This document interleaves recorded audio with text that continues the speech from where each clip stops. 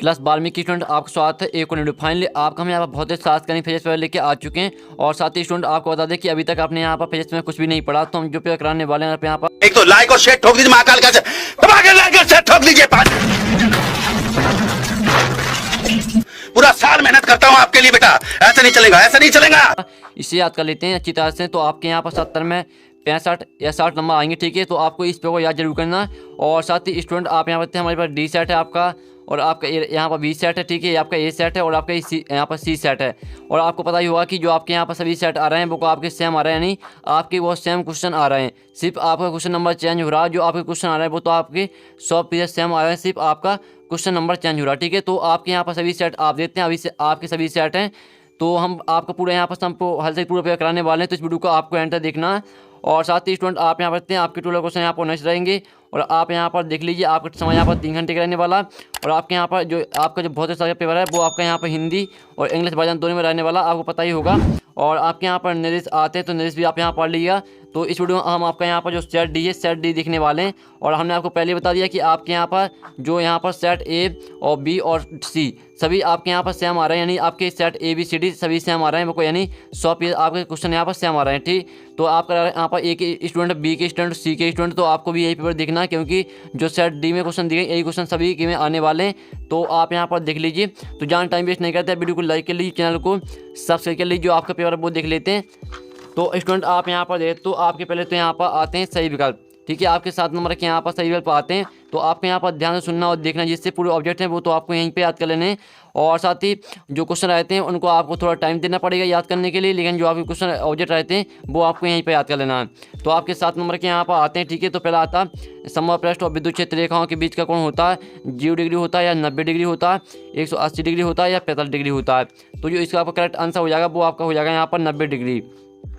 तो आपको यहाँ पर अच्छी तरह से याद करते जाना। फिर दूसरा आता है व्यवहार प्रवणता का ऐसा ही मात्रक है ओम सेंटीमीटर, वोल्ट सेंटीमीटर और वोल्ट प्रति मीटर। तो यहाँ पर व्यवहार प्रवणता का ऐसा ही मात्रक है आपका, इसका यहाँ पर द करेक्ट आंसर हो जाए वोल्ट प्रति मीटर। तो आप यहाँ पर याद कर लीजिए। और फिर आपका आता तीसरा था लेंज का नियम संबंधित है आवेश संरक्षण के नियम से, ऊर्जा संरक्षण के नियम से, और यहाँ पर संवेग संरक्षण के नियम से और द्रव्यमान संरक्षण के नियम से। तो यहाँ पर जो लेंज का नियम संबंधित है वो आपका यहाँ पर बा हो जाएगा ऊर्जा संरक्षण के नियम से। तो आप यहाँ पर अच्छी तरह से याद कर लीजिए, क्योंकि यही ऑब्जेक्ट आपके बारे में आने वाले हैं, ठीक है, जो कि आपका कल होने वाला है। और फिर चौथा आता है ट्रांसफार्मर कोड को निम्न प्रभाव कम करने के लिए पठित किया जाता है ताम्र हानि, फ्लक्स क्षरण और सतल हानि, भंवर धारा। तो आपका यहाँ पर चौथे गद्दा हो जाएगा भंवर धारा।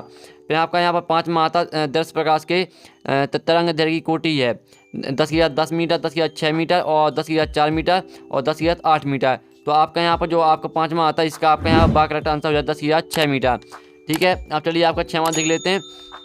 तो स्टूडेंट आपका यहाँ पर 6वां आता है यदि समतल कुंडी में n फेरे हो तो उसका 100% अनुपाती होता है n2 के अनुपाती होती है n के होते या √n के n3 के। तो आपका जो इसका करेक्ट आंसर रहेगा वो आपका हो जाएगा n2 के अनुपाती होता है, ठीक है। n2 हो जाएगा आपका यहाँ पर 6 में का आपका करेक्ट आंसर हो जाएगा। फिर आपका 7वां आता है धारामापी की कुंडली के साथ श्रेणी क्रम में उच्च विद्युत जोड़ने पर बनता है वोल्टमीटर बनता है या अमीटर बनता है, ठीक है। और आप यहाँ पर देखते हैं वोल्टमीटर, इनमें से कोई नहीं। तो इसका आपका जो यहाँ पर हो जाएगा वो हो जाएगा आपका यहाँ पर वोल्टमीटर, ठीक है। वोल्टमीटर आपका यहाँ पर हो जाएगा। तो हमने आपके यहाँ पर साथ आपके यहाँ पर जो सही विकल्प है वो करा दी। तो इनका स्क्रीनशॉट आप यहाँ पर अच्छी तरह से ले लीजिए, क्योंकि यही ऑब्जेक्ट आपके पेपर में आने वाले हैं। अब चलिए आपके यहाँ पर देख लेते हैं जो इंग्लिश मीडियम के स्टूडेंट है वो भी देख लीजिए, ठीक है। इंग्लिश मीडियम के स्टूडेंट भी आप यहाँ पर देख सकते हैं, स्क्रीनशॉट कर लीजिए। और जिस तरह से हमने यहाँ पर हिंदी मीडियम के स्टूडेंट के लिए बताया उसी तरह से आपके यहाँ पर करेक्ट आंसर टेक कर लेना। तो आपके यहाँ पर 7 आते हैं, तो 7 का अच्छी तरह से यहाँ पर जो स्क्रीनशॉट है वो आप ले लीजिए। अब चलिए आपके यहाँ पर नेक्स्ट क्वेश्चन देख लेते हैं। तो स्टूडेंट पूरा पेपर आपको यहाँ पर देख के जाना है, ठीक है। और आप यहाँ पर देखते हैं रेगिस्तान की पूर्ति कीजिए। 7 नंबर के आपके यहाँ पर रेगिस्तान आएंगे। तो आपका जो पहले आने वाला आप यहाँ पर देखते हैं, पहला आपका आता है 1 फेराड बराबर 67 फेराड होते हैं, ठीक है। तो स्टूडेंट जो आपका पहला रेगिस्तान है 1 फेराड बराबर कितने 67 फेराड होते हैं। तो पहले का आंसर आपका क्या रहेगा, पहले का आंसर आपका हो जाएगा यहाँ पर 8.99। आप यहाँ पर देखते हैं 8.99 गुणा 10⁻11, ये आपका यहाँ पहले का आंसर हो जाएगा। अब चलिए आपका जो दूसरा आप वो देख लेते हैं। तो दूसरा आपका यहाँ पर आता है किरचॉफ का, आप देखते हैं किरचॉफ का प्रथम नियम न्यूटन के सिद्धांत पर आधारित है। तो जो यहाँ पर किरचॉफ का प्रथम नियम है वो आपका यहाँ पर आवेश संरक्षण के सिद्धांत पर आधारित है। दूसरे में आपका यहाँ पर आवेश संरक्षण हो जाएगा, आप यहाँ पर देख लीजिए। और फिर तीसरा आपका रेगिस्तान आता है प्रेरित विद्युत भाग बल में परिवर्तन के कारण उत्पन्न होता है। तो जो आपका इसका रहेगा तीसरा करेक्ट आंसर वो आपका यहाँ पर क्या रहेगा, इसका आंसर आपका यहाँ पर हो जाएगा चुंबकीय फ्लक्स। तीसरे में आपका यहाँ पर चुंबकीय फ्लक्स करेक्ट आंसर हो जाएगा। तो आप यहाँ पर देख सकते हो चुंबकीय फ्लक्स आपका तीसरे का यहाँ पर करेक्ट आंसर रहेगा। फिर चौथा आपका यहाँ पर रेगिस्तान आता है विद्युत चुंबकीय तरंगें, दोनों तरंगें होती हैं। तो आपको जो विद्युत चुंबकीय तरंगें होती हैं वो होती हैं यहाँ पर अनुप्रस्थ तरंगें, ठीक है। अनुप्रस्थ तरंगें आपकी यहाँ पर हो जाएंगी। चौथे में आपका यहाँ पर अनुप्रस्थ होने वाला यहाँ पर देख लीजिए। और साथ ही स्टूडेंट अगर मैं यहाँ पर गलत आंसर बता रहा हूँ तो आप कमेंट में बता देना, ठीक है। मुझे आप कमेंट में टोक सकते हो कि मैं गलत बता रहा हूँ। फिर आपका यहाँ पर आता है पाँचवा आता है प्रकाश की तरंग दैर्घ्य बढ़ने पर, ठीक है। प्रकाश की तरंग दैर्घ्य बढ़ने पर कांच का अपवर्तनांक है। तो पाँचवें का आपका यहाँ पर आंसर हो जाएगा बढ़ता, ठीक है। बढ़ता आपको भर देना है यहाँ पर पाँचवें रेगिस्तान में। आप यहाँ पर देख लीजिए बढ़ता आपको यहाँ पर पाँचवें रेगिस्तान भर देना है। फिर जो आपका छठवां आता है आइंस्टीन का प्रकाश विद्युत समीकरण के बराबर एच बी होता है। तो इसका आंसर आपका क्या रहेगा, इसका आंसर आपका यहाँ पर रहेगा एच बी जीरो, ठीक है। आपको यहाँ पर एच बी जीरो भर देना आपको यहाँ पर छः रेगिस्तान में। तो यहाँ पर देख लीजिए। और फिर साथ में जो आपका यहाँ पर आता है NAND गेट में AND गेट के साथ गेट होता है। तो इसका आपका यहाँ पर आंसर क्या रहेगा, इसका आंसर आपका यहाँ पर रहेगा NOT, ठीक है। आपको यहाँ पर NOT भर देना साथ में रेगिस्तान में। आप यहाँ पर देख लीजिए। तो ये रहा आपका रेगिस्तान का सोल्यूशन। पहले में आपका 8.99 गुणा 10 से 10 की 11, और दूसरे में आपका आवेश संरक्षण रहेगा, तीसरे में आपका चुंबकीय फ्लक्स रहेगा, चौथे में अनुप्रस्थ रहेगा, और पाँचवें में आपका बढ़ता, और छः में आपका HV0, और साथ में NOT। तो इनका आपने स्क्रीनशॉट ले लीजिए अच्छी तरह से। अब चलिए आपके यहाँ पर जो इंग्लिश मीडियम के स्टूडेंट वो देख लीजिए अच्छी तरह से यहाँ पर, और स्क्रीनशॉट इनका लगाइए, ठीक है। स्क्रीनशॉट आपको इसलिए घालना है क्योंकि आपको इन्हें रिवाइज करना पड़ेगा, और आपको इन्हें पेपर से पहले पूरे रट के ले जाना है, ठीक है। फिर आपकी सहयोगी आती है 7 नंबर की आती है। पहले आती है चुंबकीय फ्लक्स घनत्व। तो चुंबकीय फ्लक्स घनत्व आपकी क्या रहेगी, टेस्ला हो जाएगी। और जो दूसरी आती है ध्रुव पराबल, तो इसको आपको AM से सामने ही मैच कर देनी है। और चुंबकीय प्रवृत्ति आपकी विमान हो जाएगी। तो यहाँ पर अच्छी तरह सुनते जाइए और देखते जाइए क्योंकि यही आने वाली सहयोगी आपके पेपर में। और फिर आपके आती है चुंबकशीलता की तीव्रता। तो इसको चौथी मैच आपको किससे करना, आपको यहाँ पर जो आपकी दी है चुंबकशीलता की तीव्रता, तो इसको आपको AM-1 से मैच कर देनी है। और अवरक्त करने आपकी हो जाएगी अंधेरे में फोटोग्राफी, अवरक्त करने आपके अंधेरे में फोटोग्राफी हो जाएगी। और जो आपकी आती है पराबैंगनी, तो पराबैंगनी आपकी यहाँ पर किससे हो जाएगी, चलिए आपको दिखा देते हैं। तो स्टूडेंट आपकी पराबैंगनी यहाँ पर हो जाएगी सर्वाधिक आवृत्ति से, ठीक है। 6 में आपके यहाँ पर सर्वाधिक आवृत्ति से हो जाएगी।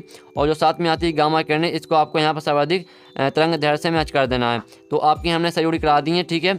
और आप यहाँ पर जो इंग्लिश मीडियम के स्टूडेंट है वो देख लीजिए। जिस तरह से हमने यहाँ पर हिंदी मीडियम की स्टूडेंट की बताया, आपको उसी तरह से यहाँ पर मैच कर लेना है, ठीक है। अब आपके एक सदवाक्य में होता है तो जो 7 नंबर के आते हैं, तो पहला आता है चुंबकीय क्षेत्र की तीव्रता का आपको ऐसे ही मात्रक लिखना है।